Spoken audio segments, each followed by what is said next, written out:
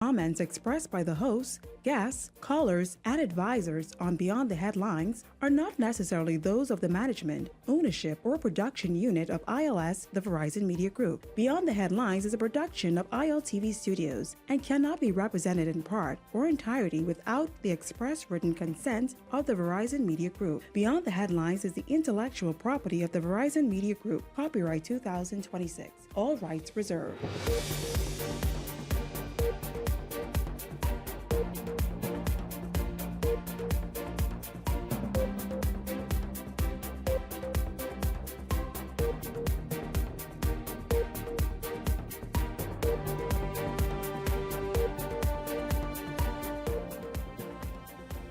Coming up tonight, a man in court today facing a judge on charges that he raped his 91-year-old mother.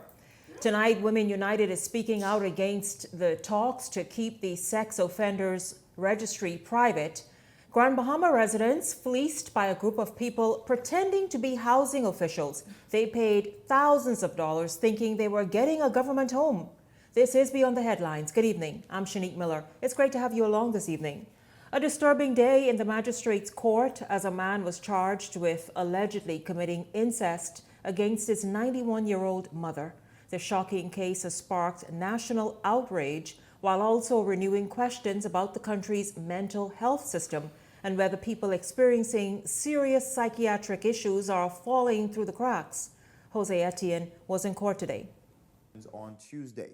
The alleged crime first came to light last week, shocking the country and leaving many struggling to understand how a woman in the twilight of her life could become the alleged victim of such a brutal act. While the criminal case will now play out before the courts, it has also reignited a wider conversation about mental health, public safety, and whether the country has the resources to identify and treat people in crisis before tragedy strikes. It speaks to the fact that we are losing the battle when it comes to mental health. Local consultant psychiatrist Dr. John Dillett says the case should serve as a wake-up call. He argues that despite years of discussion, major gaps remain in the country's mental health system, leaving families, health professionals, and law enforcement to respond with limited support. It speaks again to we need not just great ideas like our Mental Health Act and reform that came in place a few years ago, but we do need the resources behind the act, behind the legislation. The case also joins a growing list of disturbing crimes involving elderly women. In November 2024, a 25-year-old man was charged with the murder of 72-year-old Venetia Butler, who police say was sexually assaulted before she was killed. That same year, a 22-year-old man was sentenced to 9 years in prison after admitting to sodomizing an 83-year-old woman. Since police announced the latest case last week, activists have strongly condemned the alleged offense, while the Bahamas Christian Council has described it as yet another sign of deeper social concerns. Meanwhile, questions remain about the condition of the 91-year-old alleged victim. Regardless of what age you might be at, being physically or sexually abused is traumatic in any number, way, shape, and forms. And I really do hope that this allows for her family and her community to rally behind her. She requires, I'm sure, a lot of emotional and physical support. And certainly speaking with a psychiatrist or psychologist might be a part of that process. But really having that support from her community, her friends and family, her church, etc., is going to be paramount. Now, the accused was denied bail and remanded to prison. Inspector Dion Barr says the matter is scheduled to return to court on October 1st for the presentation of the voluntary bill of indictment. For now, live in studio, I'm Jose Etienne. Back to you, Janelle. Well, it's quite a troubling story. In fact, it has many women's groups and just about anyone else talking about it. We're going to jump in right there this evening. Beyond the Headlines panelists are here. Good evening to you, Peggy Candace and Ellington Ferguson. Welcome to Beyond the Headlines. It's good to have you both here. Good evening. Thank you so much for inviting me. Good evening, Shanique. Good evening, Bahamas. It's a pleasure to be here once again. Peggy and Ellington, your thoughts about this story? You both seemed stunned, so you didn't hear about it before now, but you both seemed quite shocked. It's the reaction of everyone who's heard about it. A son sexually assaulting his mother, 91-year-old mother. They brought up the issue of mental health. But again, it goes back to where we'll go right after this. But your initial response and thoughts about this act of brutality.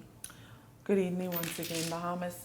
To give a fair and balanced view, when first I heard the story, the first thing came to mind was mental health. You got to be out of your blank mind to sexually assault your 91-year-old daughter. Mother, sorry. And then it feels like you're making excuses for the individual. But like I say, to be balanced, you have to be crazy. And so how will this case be approached as looking at who's the victim? And so I'd be interested seeing that we try to protect the predator. And so I think it is outrageous. Yes, it speaks to a moral decline. But then once again, if my people who are called by my name. Shanique, there is a growing national problem of this mental illness. I think more so than looking at the kind of penalty that this individual would get. When I heard about this from last week sometime, it made me sick. And each time I hear it, I was kind of hoping that it wasn't a real story. Unfortunately, it is. It is sickening. A son to a mother. I mean, a 91-year-old woman, I mean, she lived a full life, and any day now that woman could, move on, and this is what her twilight years is going to produce. I think we need to look at some kind of a holistic way that we approach these family members. Certain people within the home are not only the family members, but society as a whole. How do we handle them? Was this a person who was involved in this before? In this type of behavior? How do we deal with them being around either our other siblings, our parents, and all these type of stuff, if things like that was known? This is the kind of approach that we need to take. I'm not looking at the punishment which comes on the back end, but I want to kind of prevent these things to see how we could more deal with these persons, and if we have to institutionalize them, whatever it takes to prevent these from happening to older ladies, to younger ladies, and little children that it has also been happening to. It is just crazy. So how you all feel about this ongoing back and forth about the sex offenders registry? One of the things that Mr. Ferguson just stated, did this person commit such act before? And this is the concern of knowing who is in our society, who has committed such crimes, whether it be to the elderly or a child. I think it's important that this issue not only be addressed, because we address it every time something like this occurs, but it be resolved and a decision be made that is in the best interest of society to prevent a future victim. Let us know who's among us.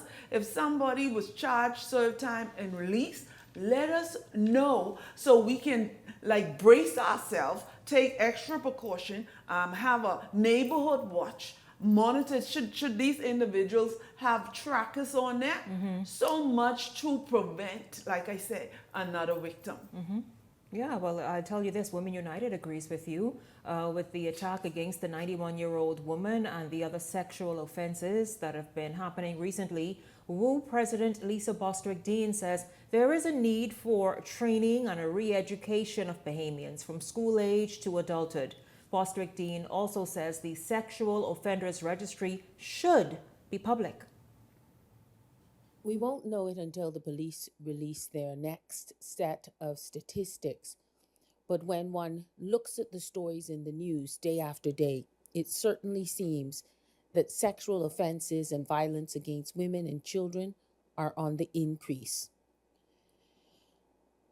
This is something which Women United has been advocating about now for some years.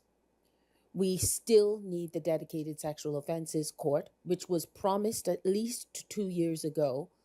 We've had 2 chief justices speak to this issue, and yet still no dedicated court. It's spoken to in the blueprint for progress. and still no court. We recognize, though, that this issue is above and beyond apprehension, charges, prosecution, conviction, and punishment. This issue now goes to how do we bring about an end to what has become a rape culture in the Bahamas. We can only do it by working together. We have to begin training our children in schools and in other social settings as to what is acceptable behavior and what is not. We have to go back to the ground. And women cannot do this alone. Women need men to participate in this process. Women need men to speak up. I look forward, Shanique, to the day that I hear a man being called upon to comment on these violent acts against our women and children. Women United also believes that the Sexual Offenders Registry should be a public document. We have seen the position of the Crisis Center, an organization and that we hold in the highest regard. And we also hold Sandra Dean Patterson in the highest regard. But we do have a difference of opinion here. I don't know, or I should say Women United doesn't see the harm in publishing. So there you all hear Lisa Bostwick-Dean, president of Women United, say, listen, there is no harm in publishing this offenders registry. We already know who the offenders are, and their names are already in the public domain. Go ahead, make it public, have them singled out with a big red spotlight right there on their, she didn't say all that. But your thoughts on this argument, and then the case with the 91-year-old woman, I mean, it just makes the argument stronger for those who are saying, no, this registry is needed. While, Shanique, at one point I was hesitant with this registry because of the acts of vigilante, but I kind of come around that I think we do need this. And I think we need to make it really look at this in a holistic way. How are we going to approach this? I think they should be monitored constantly. Once you commit that act against a child or a woman or anybody once, you should be monitored constantly after that, even after you've served your time. Because of that heinous act, I think you should go around with a continuous monitor on you. My question to Ms. Lisa and other women's group, what next? I mean, we're having these little polite conversation and news press release. At least I know of a women's group who came together on yesterday to come up with a strategy of what is next. Are we prepared to go to the streets? Are we prepared to go to Parliament and make demands of what is in the best interest of the public? So I'm waiting to hear from these women groups what is next, because we cannot be resurging, coming forward every time after the fact, proactive. Reactive, sorry. Yeah. We need to become proactive. We need to come together and demand that this list of predators be made public if we believe that it is in the best interest of the public. And so I'm asking, what is next? What is our next move, ladies? But I mean, how do you prevent it if in the case of an individual who has never been caught doing that before? And so again, that's a challenge that we have to look into. I think we follow prevent the those most amazing example that's been set right in the United States. Whether it's your first time or you're a repeat offender, your name goes on that list. And I think it's to prevent Prevention future is my thing. victims. And I think that need to be the focal point. Absolutely. Prevention instead of And when your when it's made public, then it's prevented because everybody knows they're aware and they can live their life and plan differently. And you would not be in the home where a 91-year-old is, maybe alone with your 91-year-old mother, and can do something like this. Or anyone, any kid, anyone, whoever it is, some vulnerable person. And we've had enough victims. We've had enough. You little girls murdered Bella. We've had enough. But once again, I ask, is it enough? Enough to make you come out of your proper littleness? And let's do something. Let's take a stand. Well, meanwhile, Peggy and Ellington, get this, IRCA is standing on business. The The Utilities Regulation and Competition Authority, better known as IRCA, slamming the Bahamas Power and Light Company with nearly $30,000 in fines for failing to report power outages in a timely manner. I can hear the people just applauding, because those who vex especially. BPL is required to notify IRCA within 24 hours of any major outage and provide key information, including the cause of the outage, the areas affected, the number of customers impacted, the restoration efforts undertaken, and the time taken to restore service. The first determination, according to the statement, relates to a series of major outages in Abaco and the Abaco Keys between November 30th and December 15th, 2025. IRCA stated that the delays ranged from 2 to 21 days and imposed a $20,000 fine. The second determination followed concerns of major outages on Crooked Island on the 21st of October. The report was issued 9 days after the outage and resulted in a fine of $9,662. You all, your thoughts on this? Well, before you weigh in, let's just hear BPL, and then I'll give you all an opportunity to talk about it because it's historic. I don't recall this ever happening. Well, BPL is speaking out tonight. In their own statement, they acknowledged the fines, which totaled $29,662. The statement further said that the determination related only to the timing of reports and not the electricity company's operational response, restoration efforts, or the reliability of the electricity system. BPL also stated that enforcement and collection of those fines have been suspended for 12 months to allow BPL to demonstrate sustained compliance with its reporting obligations, and BPL welcomed the opportunity to strengthen its regulatory reporting processes. Now, you all, BPL has a year to pay this. I know the people who has been having power outages wish they could have some leniency to pay on their bills, huh? Absolutely. I think, Shanique, this is a wake-up call. I must applaud IRCA for standing up and doing their job as they have done in the past. I think BPL may have taken for granted that, yes, they're doing this major transformation work and that they would be allowed to slide with the not proper reporting, which I'm sure that they're aware that they were supposed to do. And IRCA is making an example. And for the other utilities and other areas, you all take a cue. Very good. Listen, of course, we will obviously continue to monitor that. BPL, the people say, be as kind to them as IRCA has been to you in this matter. But listen, we are just getting started this evening. An alleged scam in Grand Bahama. How is it Grand Bahama continues to get caught off guard like this? I mean, y'all paying money here, there, everywhere. People who ain't got no school or no education to have a school, yet y'all paying them and registering your kids. Now you're paying for houses that you don't even know who these people are. Cremation. Everything. What are they paying for? Nursing home? Grand Bahama, here it is. I have this deal for y'all. Beyond the Headlines is backward after this. Stay close. A bridge to Miami. I'm his partner.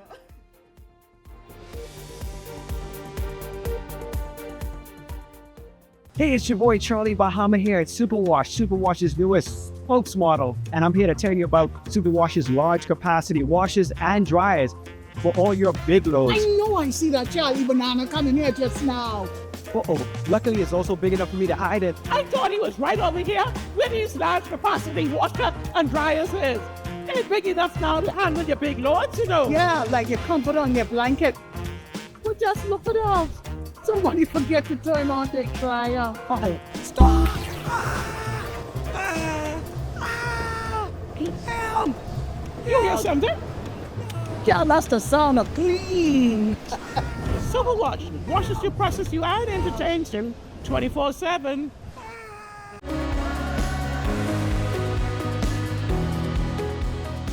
Here at CBS Bahamas and the CBS Pro Store, we believe in our prices. That's why we offer our price match guarantee. If you find any of our items being sold for a lower price at any of our competitors, whether that's online or in store, let us know about it and we'll beat the price right there on the spot. No one does it like CBS Bahamas. Learn more at cbsbahamas.com. Oh, this is a big sandwich. I really like the honey mustard sauce. And then like the crispy bacon on it as well. Oh, it's pepper jack cheese. I love the spice. I love the crunch.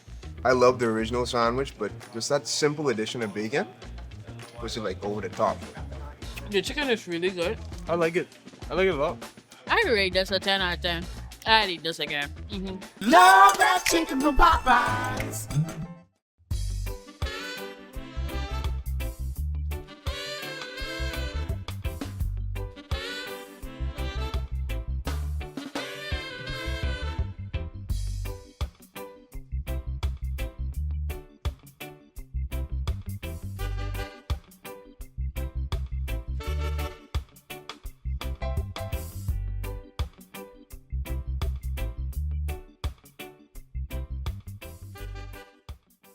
This year, Island Luck Sportsbook sent one of their very own customers all the way to San Antonio to watch Game 5 of the NBA Finals.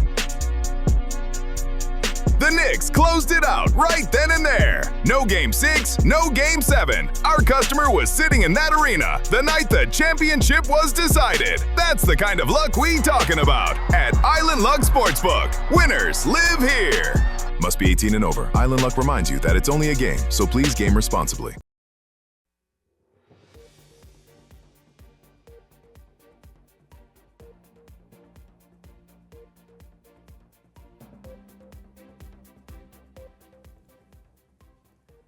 An alleged housing scam has left two Grand Bahama families questioning whether they'll ever recover thousands of dollars they say were paid toward government housing. And 2 years later, nothing has materialized. Nothing. Linton Ritchie Jr. has been following this story and has the latest. Home ownership, two women say to date, there's still no keys in sight and those responsible are untraceable. I just want my funds back. The Jubilee, as I told her, I said, I recently had a young baby. When is this paperwork going to come? You know, the minister's been down here already and we haven't gotten anything. Their money is gone. Their dreams are on hold. And with the individuals accused of posing as Ministry of Housing agents allegedly on the run, they're left wondering whether they'll ever get their money back.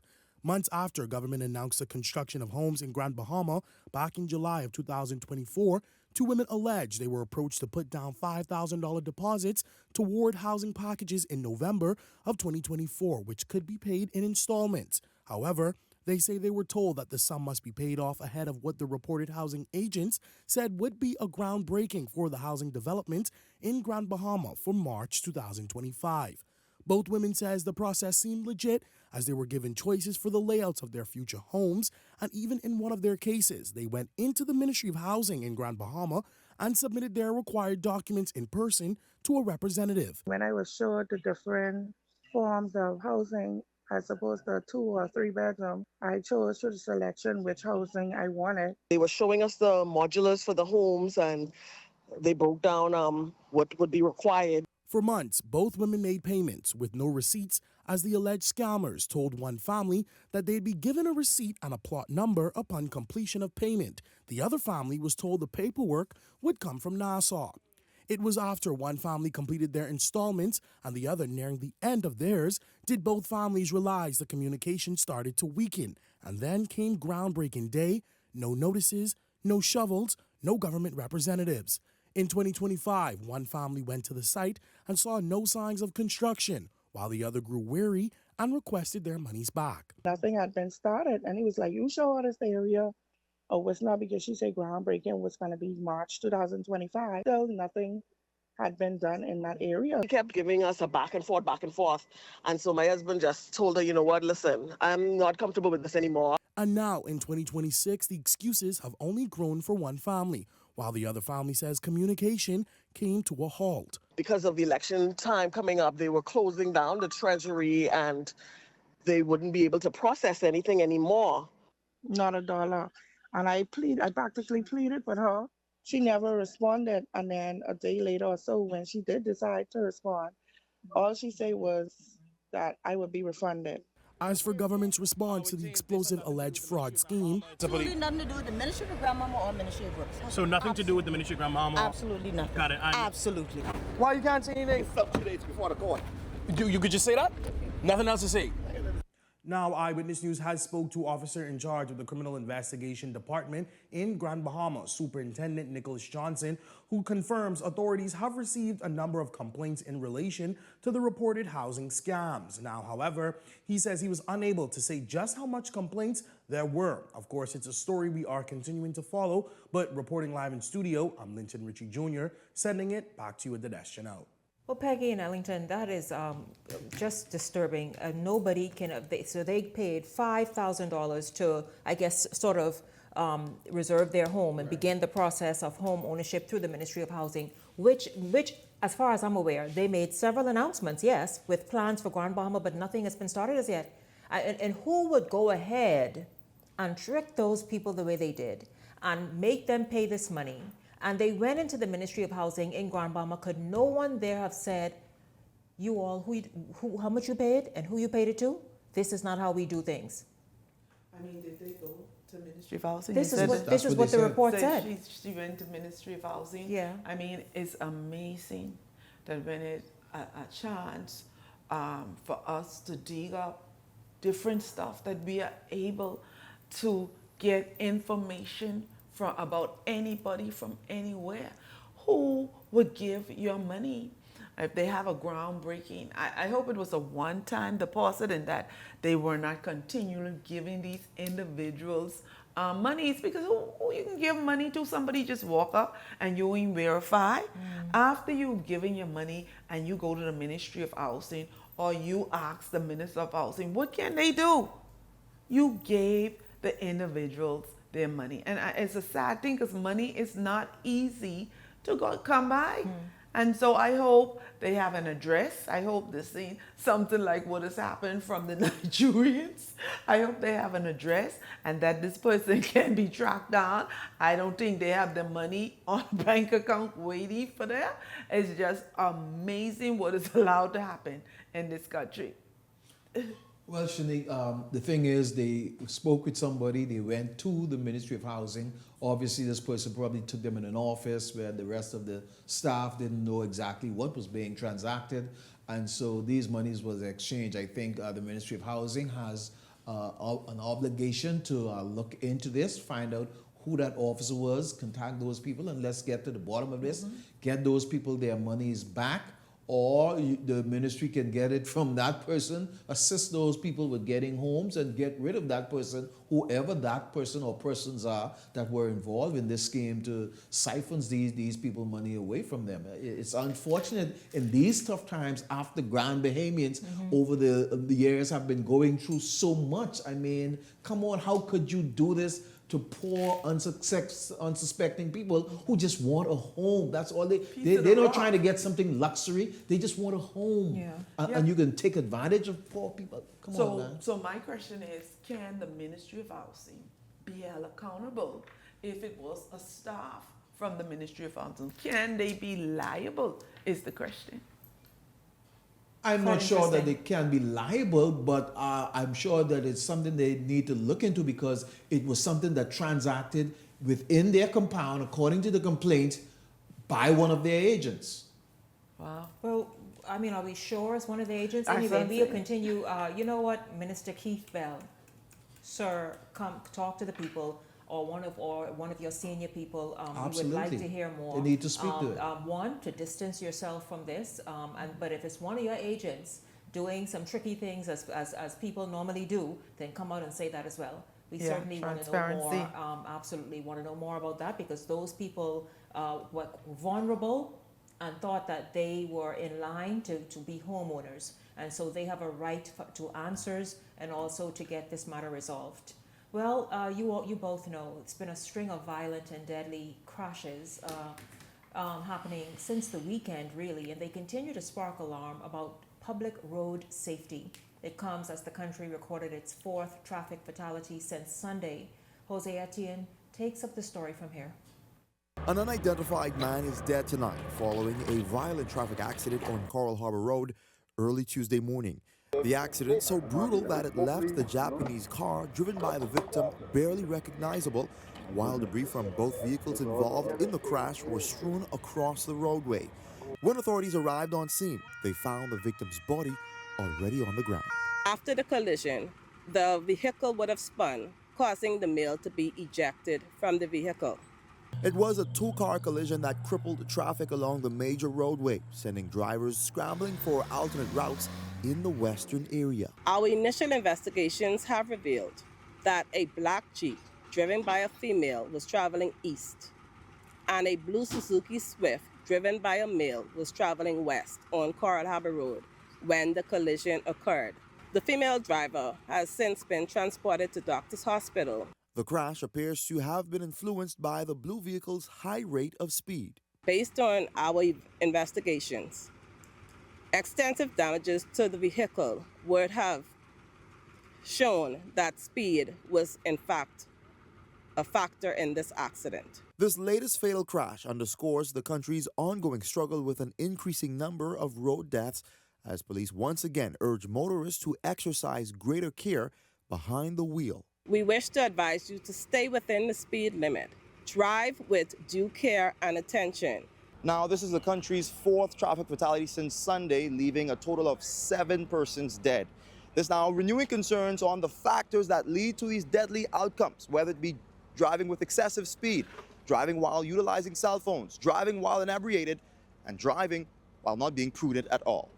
For now, I'm Jose Etienne, Eyewitness News. It's a lot of questions, certainly, and all are valid questions to ask. You know, last night I had on this show members of the Royal Bahamas Police Force, and I'll tell you this.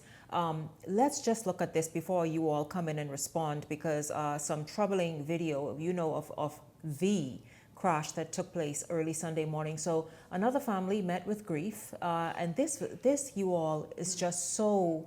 This was something. This family put out a missing persons report for 19-year-old Evelina Johnson, who was feared missing by her loved ones. And it turned out that she was one of the 4 people, teenagers, killed in that traffic accident on Sunday morning. It is so unfortunate. Authorities say the teen was last seen by her family on Saturday, which led them to filing a missing persons report Monday, because they hadn't seen her since Saturday. However, this morning, they did the unthinkable and identified her body. Linton Ritchie Jr. has the story.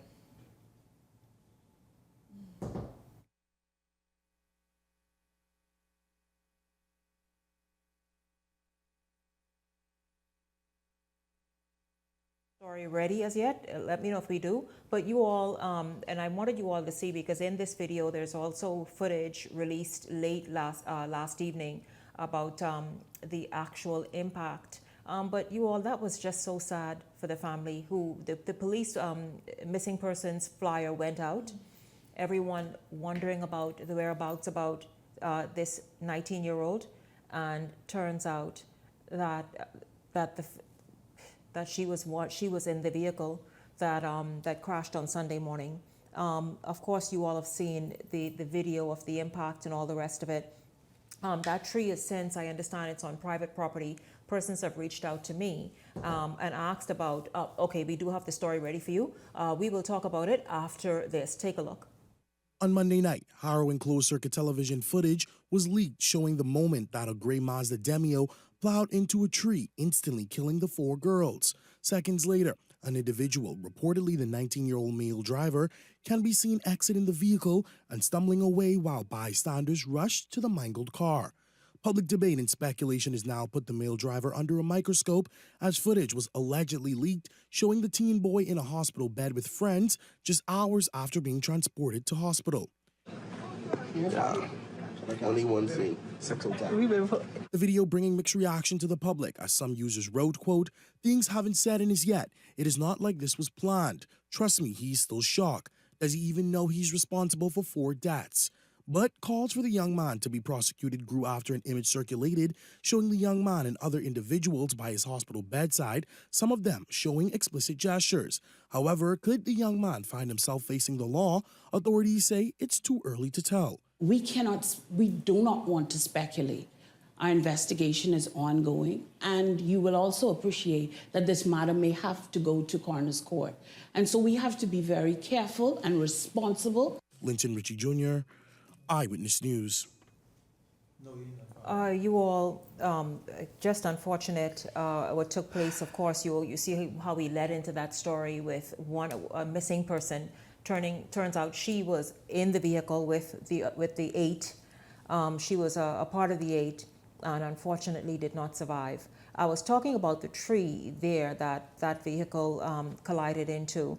It's been cut down entirely, but not fully, because there's a stump there, and people just feel as though that stump, it's still something that can cause damage, in that it's off the road, but it's sort of right there, and so perhaps that should all be cut down. But we've talked about road safety. I asked the police last evening, do we have a road safety crisis on our hands, bearing all those things that Jose listed off and more when people are driving these days? Your thoughts?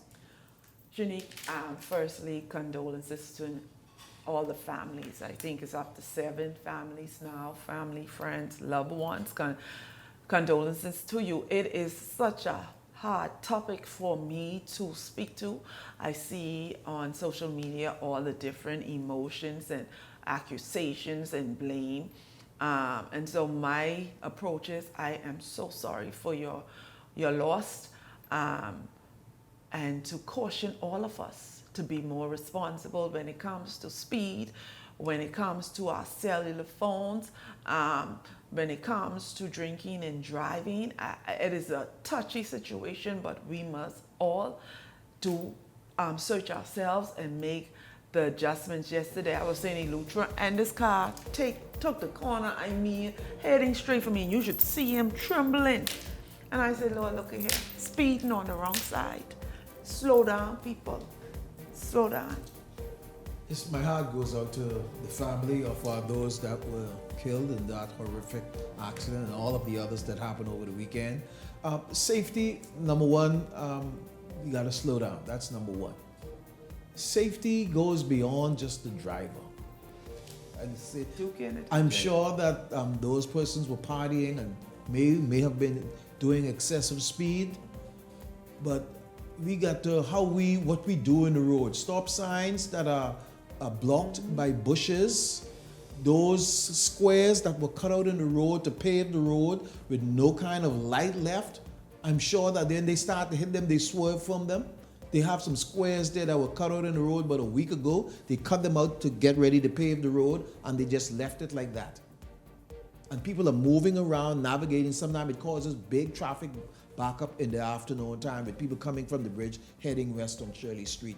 Road safety goes beyond the driver, those who are responsible for paving, fixing our roads, and the road signs, and the unevenness on our road, and where you have trenches to put the proper reflectors there. All of this is road safety. All of us has a responsibility to get it together. Well, when we come back, Minister of Works Clay Sweeting speaks about the work to be done to Shirley Street. We're back right after this.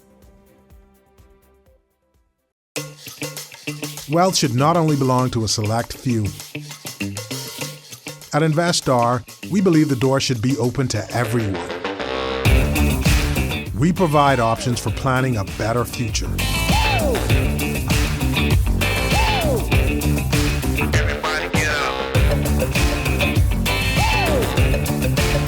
Our investment funds are designed to assist you in reaching your long-term financial goals.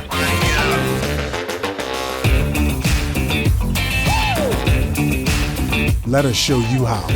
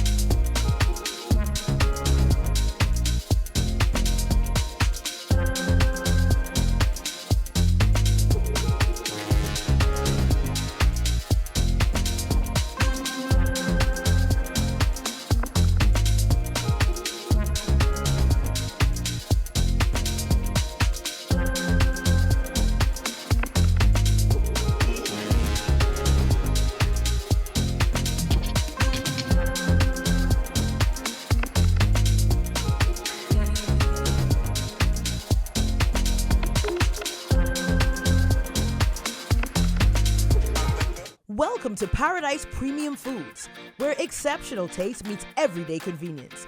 Right in the heart of Hurricane Hole Plaza, whether you're planning a beachside brunch, an intimate dinner, or simply restocking your favorites, we offer only the finest selection of local and imported goods, handpicked for quality, freshness, and flavor. At Paradise Premium Foods, shopping is effortless, service is personal, and every visit feels like a treat. From gourmet meals to go to organic essentials and indulgent treats, this is your neighborhood market elevated. Live well, eat better. Discover Paradise Premium Foods, now open at Hurricane Hole Plaza, Paradise Island. Paradise Premium Foods. Taste the difference. Edenwell has expanded their testing menu. We now offer blood work, drug screening, and so much more. Our hours of operation are Monday to Friday, 7 a.m. to 5 p.m., and Saturday, 8 a.m. to 1 p.m., located on 11 Madera Street. We are here for all of your laboratory needs, with fast and reliable lab work done by our friendly and knowledgeable staff. Let us help you take the needed steps to stay in the know about your health. Let's keep working towards a healthier you. Stay Eden well.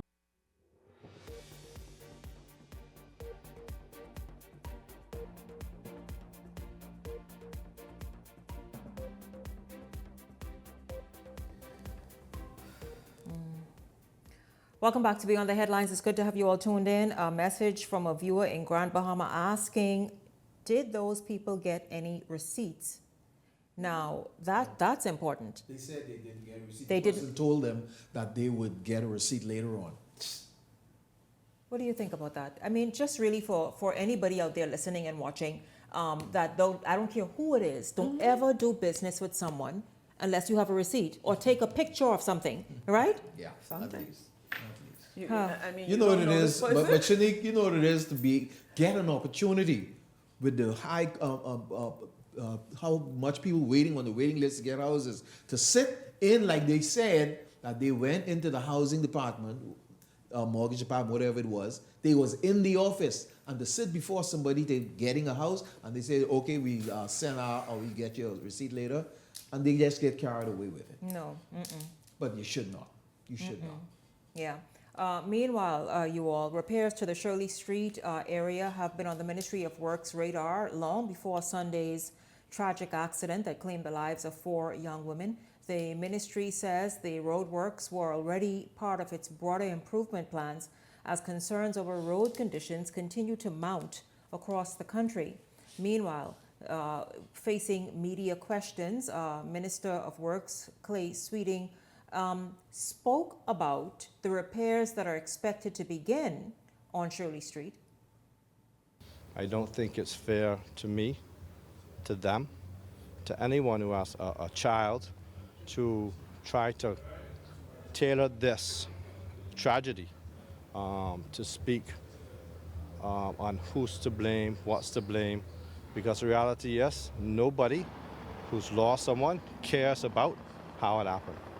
They're concerned that the one they love isn't there anymore. So I don't want you to draw me into something when yesterday I already told you.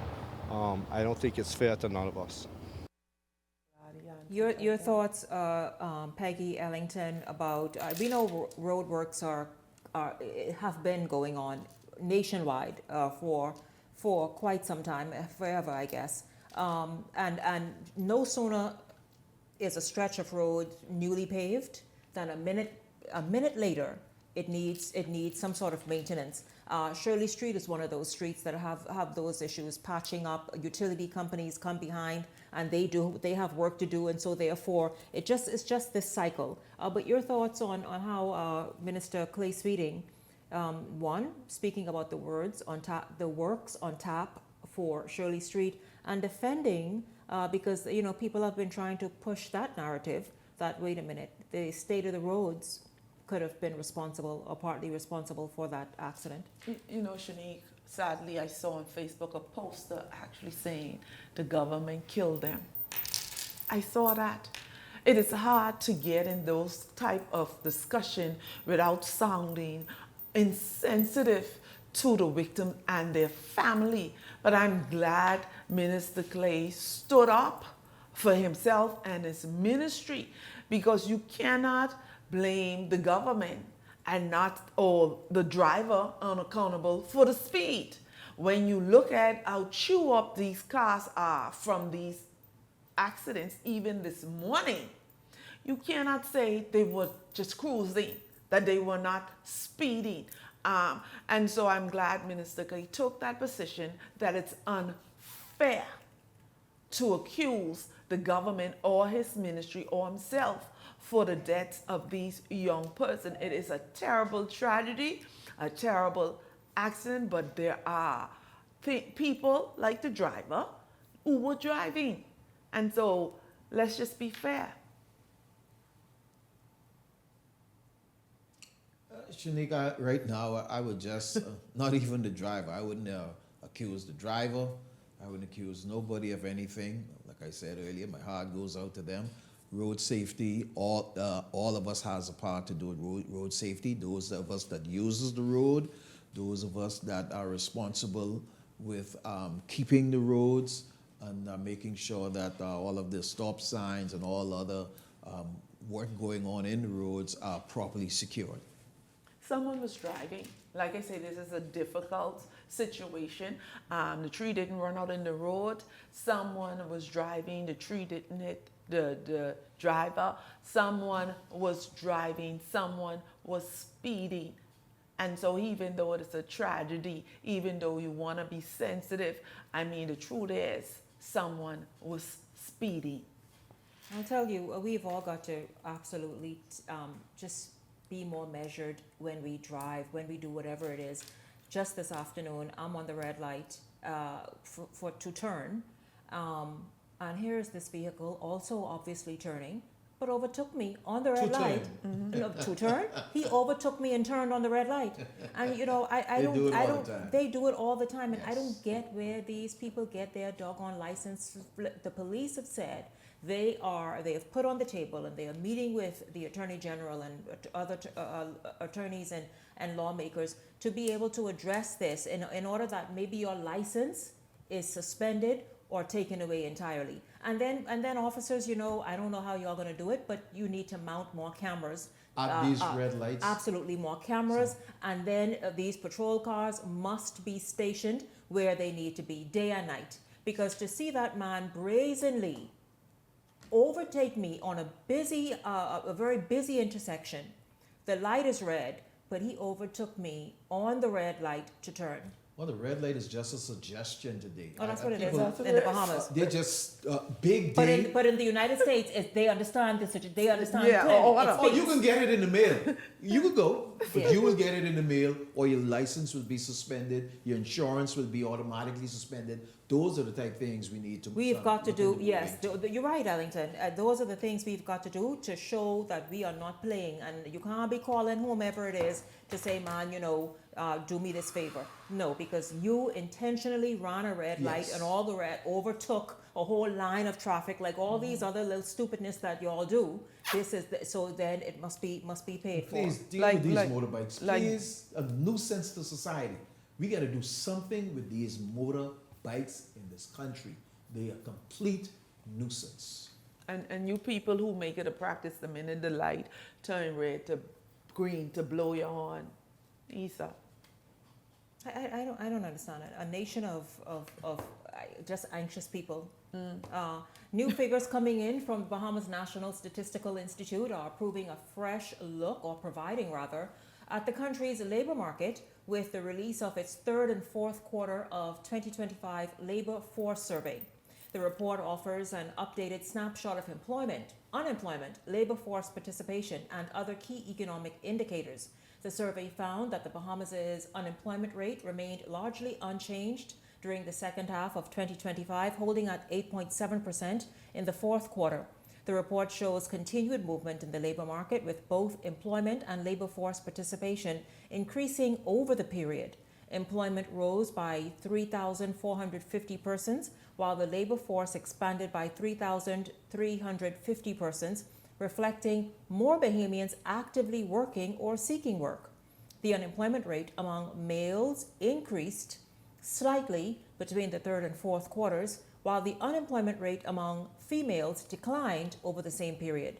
The survey also recorded a decline in discouraged workers alongside sustained job gains led by the community, social and personal services sector, indicating ongoing shifts in employment patterns across the economy during the second half of 2025. And so you all, what does this mean for the Bahamas? The fact that unemployment remains where it is. However, more people are working, more people are looking for work, and the economy seems to be moving in the right direction. I think it is conflicting. If it remains where it is, how can it improve? But either way, the improvement is good news. That more people are actively looking for employment is good news. I know there are more advertisement of job fairs.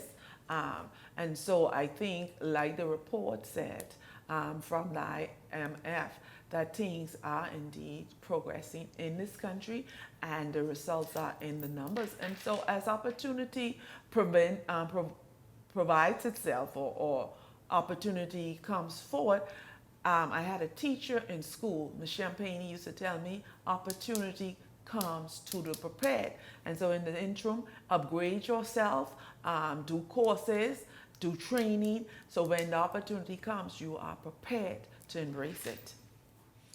I think, Shanique, right now, even though many are still feeling the pinch of high prices and some people with other challenges, I think generally the economy of the Bahamas have been improving. This is a pretty good economic climate. People are now able to go out and find jobs. People are now able to go out and start new businesses. There are training programs where you're being retrained. I saw one a few days ago where you earn while you learn. No, and I think there's tremendous opportunities out there. Those that are still unemployed, you've got to avail yourself. You've got to be a little more aggressive. Go out there and make life happen. Don't wait till somebody come to bring you a spoon to spoon feed you. There's opportunities out there. Foreigners are coming here, like people normally say, and taking advantage of it. Some legal, some illegal. And so Bahamians, we've got to secure, we've got to take control of our Bahamas. This is ours, and we must own this. I borrowed that from a friend of mine, and I love it. We must own this country. And so it's a great economic climate, and I'm happy to hear and see the direction that things are going in, and let's continue to move on this path. And the Prime Minister, the government talk about spreading this out to the other islands of the Bahamas, and you can see the things that they're planning to do. And also look at the trend, the demand and market demand. So everybody is going solar. So go and upgrade, get your training in solar repair, installation, come together, open businesses that provide solar panels, make investment in this industry because it is on the incline, supply and demand. Absolutely. Look and see what the market needs and is lacking and get in there. There are also opportunities for upskilling. It's happening all over. Many people offering so many various training opportunities. And so you both are right. And that's good to see. Even though Peggy, like you said, it stayed at 8.7, but still it says it increased and it's doing well. So that we take that. I thank you both very much. Peggy Candace, Ellington Ferguson, thank you both for being here this evening. Awesome having you here. Thank you all for tuning in. Look forward to seeing you right back here tomorrow evening. For the entire Beyond the Headlines team, I'm Shanique Miller. Make it a great evening, everyone.